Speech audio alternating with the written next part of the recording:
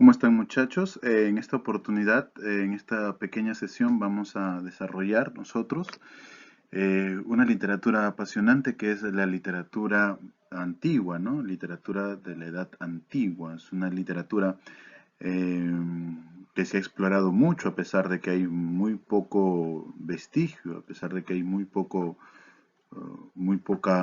texto, muy poca obra. Quizás el 99% de los textos se han perdido y nos ha llegado muy poco. Pero igual vamos a desarrollar, vamos a explicar un poquito en qué consiste la literatura de la Edad Antigua.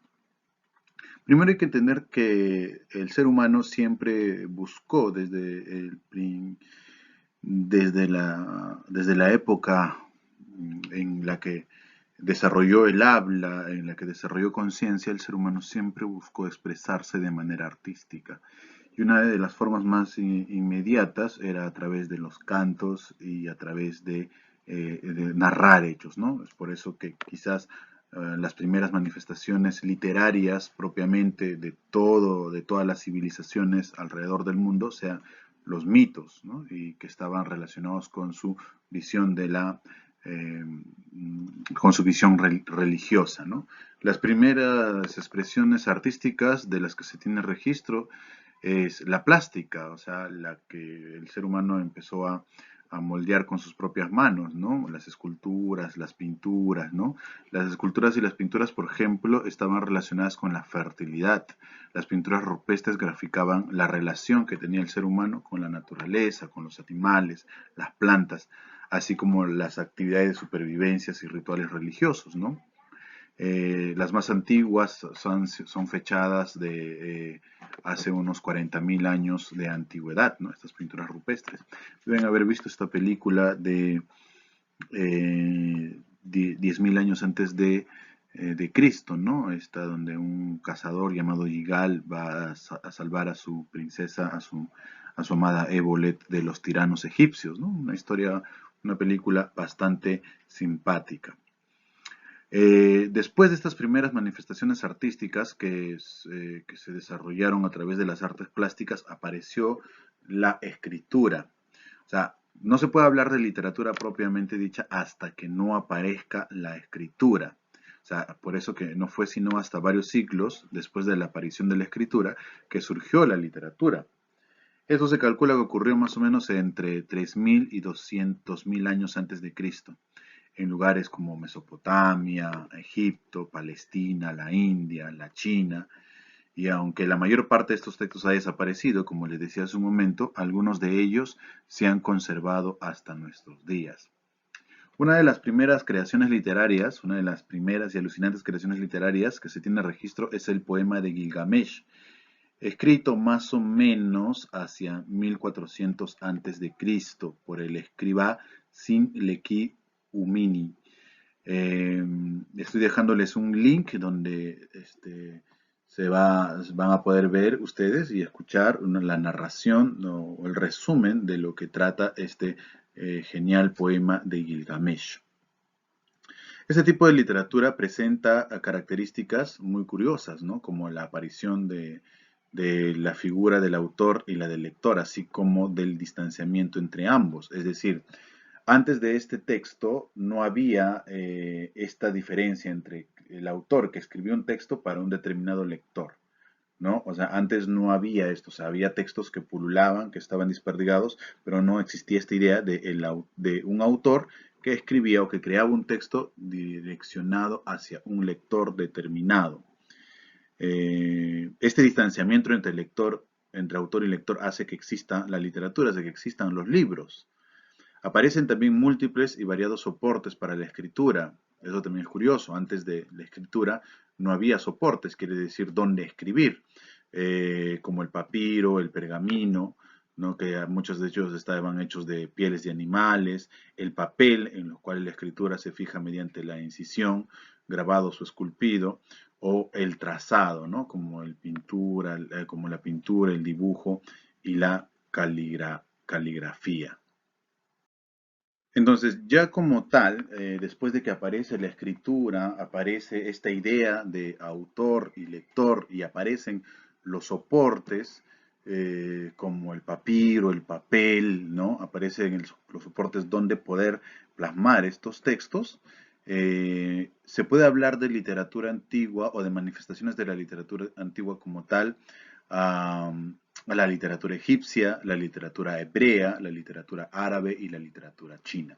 La literatura griega la vamos a dejar todavía para un poquito después. Les voy a dejar links adicionales donde ustedes van a encontrar material explicándole aún mucho más lo que les voy a explicar en estos momentos. Hablemos de la literatura egipcia. Es la literatura más antigua. Se remonta alrededor de 3150 años antes de Cristo.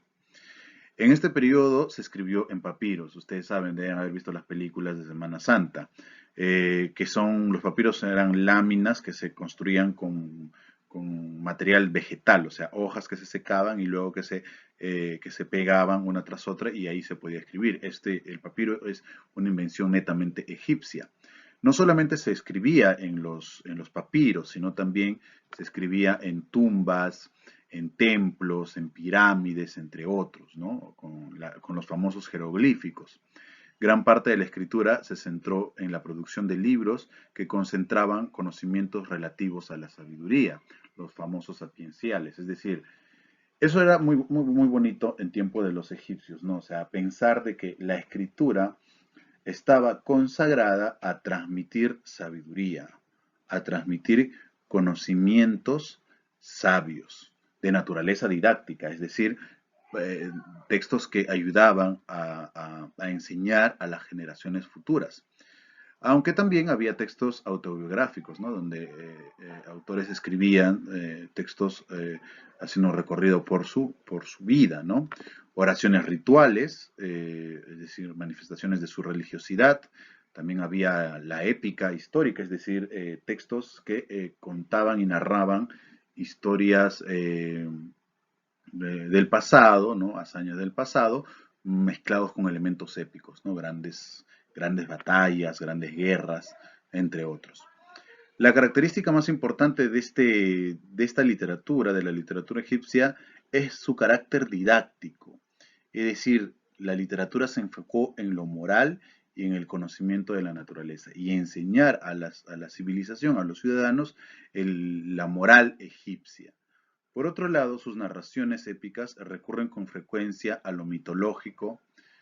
Eso quiere decir que aparecía dentro de las historias de los faraones elementos míticos como dioses, ¿no? Como criaturas legendarias. Y también lo arquetípico. Esto es un poquito complejo de explicar, pero sus personajes eran modelos, eh, ejemplos a seguir para los egipcios, ¿no? Por eso es que vamos a tener nosotros dentro de su literatura, dentro de su mitología, textos que van a hablar sobre la creación del cosmos, el diluvio universal, el surgimiento de la vida, el primer hombre y la primera mujer, lo fantástico y lo histórico. Van a aparecer también en lo histórico, por ejemplo, se hace el recuento de guerras libradas y ganadas frente a otros pueblos. La literatura egipcia cuenta con etapas, con cuatro etapas propiamente dicho, ¿no? Que están relacionadas en realidad con las etapas de la historia de los egipcios, ¿no? Eso en literatura, en historia antigua podrán desarrollarlo con más tiempo. Pero las etapas en su literatura están relacionadas con el Imperio Antiguo, que destacan admoniciones a un sabio egipcio y el campesino elocuente, estos son los textos. El Imperio Medio destaca la Edad de Oro de la literatura egipcia. Eh, el Imperio Nuevo, donde destaca el rey Apophis y Sekenre, Himno al Sol, Contienda de Horus contra Sef y el Libro de los Muertos. El más famoso de todos estos, el Libro de los Muertos. Declive, que surge la escritura jeroglífica, destacan Cetra y el libro mágico y Lamentaciones de Iris y Neftis. Es una literatura que no se ha explorado como debiera ser en estas partes, pero hay libros que hacen un compendio de la mitología. Luego tenemos la literatura hebrea, que lo vamos a desarrollar en el siguiente clip de audio. La literatura hebrea es sin duda quizás una de las literaturas que más ha trascendido a lo largo de la historia. Y la forma en la que ha trascendido es bastante curiosa porque mucha gente que lee esta literatura no lo considera propiamente literatura, sino lo consideran como textos sagrados. Porque lo que hoy nosotros leemos en la Biblia, lo que hoy nosotros creemos en la cristiandad, en el catolicismo, parte de la literatura hebrea, ¿no? O sea, su origen está en esta literatura. Es curioso reflexionar por qué, si, qué hubiera pasado si en vez de que la literatura hebrea se hubiera desperdigado con, en lugar de la literatura hebrea se hubiera desperdigado la literatura egipcia, en estos momentos probablemente estuviéramos adorando al dios Ra, a Tot y a todo el panteón egipcio, ¿no? Y también tener en cuenta de que la literatura hebrea está, o parte de la historia de la literatura hebrea está vinculada con la literatura egipcia, ¿no? Recuerden del famoso libro bíblico Éxodo, que narra acontecimientos y peripecias del pueblo israelita sometido bajo el yugo egipcio. La literatura hebrea se divide en las siguientes partes. Se divide en la bíblica, posbíblica y posteriormente hispano-hebrea. El Tanaj, que es su obra principal, que es el Antiguo Testamento cristiano.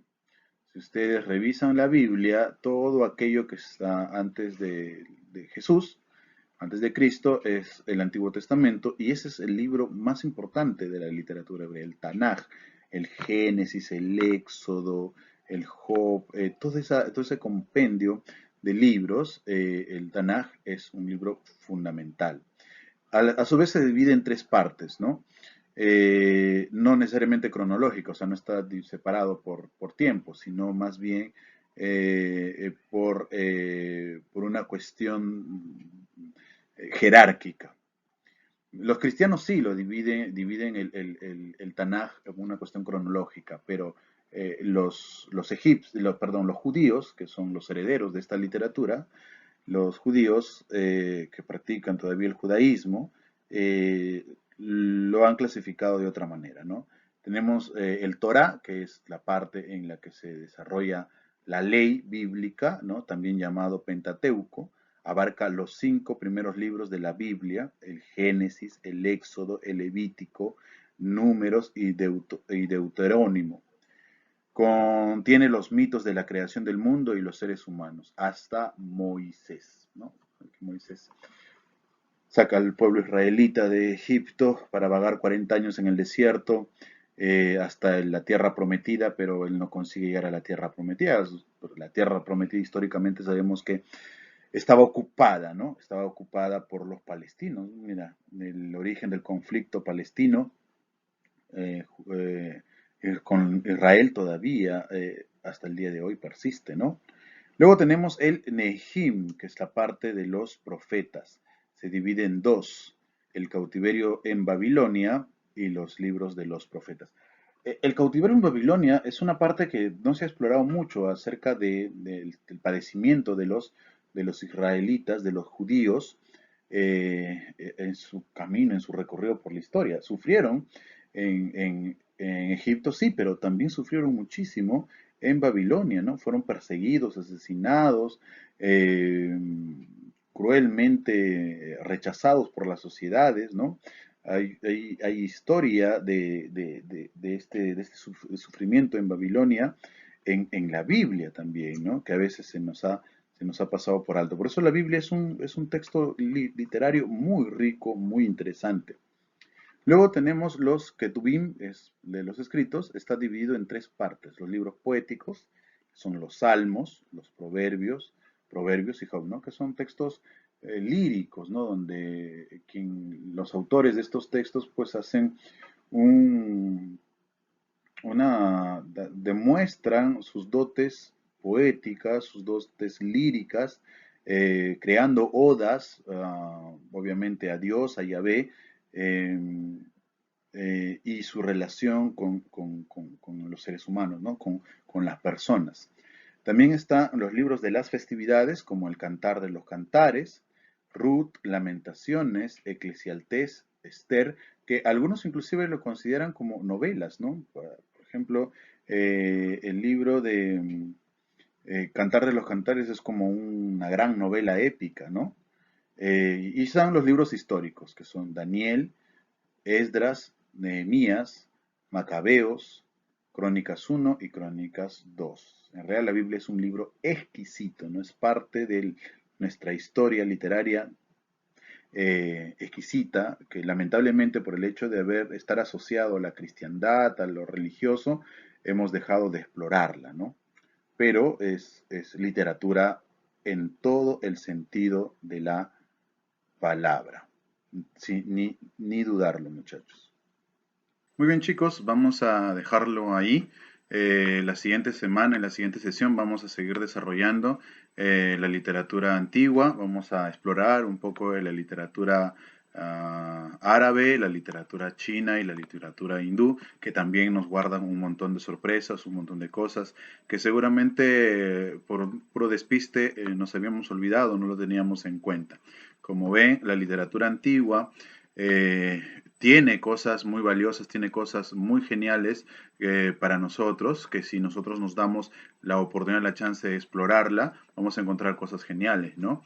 Yo también durante mucho tiempo pensé que la Biblia solamente era un texto para ser leído en misa o para ser sermoneado por la abuela, pero no, cuando empecé a leer y indagar, me di cuenta que estaba lleno de cosas hermosas, de historias hermosas, vinculados con, no solamente con la religiosidad y la fe, sino también con la historia. Y el hecho de comprender y saber y conocer la historia, pues nos hace mucho más reflexivos. Y creo que para eso la literatura es un aliado fundamental del curso de historia. Eso ha sido todo por hoy, muchachos. Nos vemos, mucho gusto, cuídense mucho, no salgan a la calle y lean, por favor.